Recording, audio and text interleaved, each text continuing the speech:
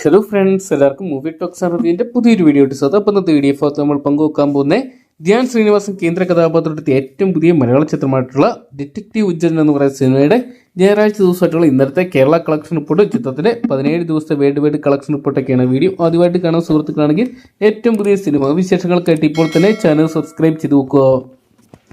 Dhyan Sreenivasan, Siju Wilson, Kottayam Naseer, Doni David Raj, Seema G Nair തുടങ്ങിയ കേന്ദ്ര കഥാപാത്രമാക്കി ഇന്ദ്രനീൽ ഗോപികൃഷ്ണൻ, രാഹുൽജി തുടങ്ങിയവർ തിരക്കഥ എഴുതി സംവിധാനം ചെയ്ത ചിത്രമായിരുന്നു ഡിറ്റക്റ്റീവ് ഉജ്ജൻ എന്ന് പറയുന്ന സിനിമ. മികച്ച അഭിപ്രായങ്ങളുമായിട്ട് ചിത്രം റെക്കോർഡ് കളക്ഷൻ തന്നെ സ്വന്തമാക്കുന്ന ഒരു കാഴ്ച തന്നെയാണ് നമുക്ക് കാണാൻ സാധിച്ചിട്ടുണ്ടായത്. എന്തൊക്കെയാണ് ചിത്രത്തിന് ധ്യാൻ ശ്രീനിവാസന്റെ കരിയറിൽ ആദ്യത്തെ ബ്ലോക്ക് ബസ്റ്റർ ഹിറ്റായിട്ട് മാറാനുള്ള സാധ്യത കാണാൻ സാധിക്കുന്നുണ്ട്.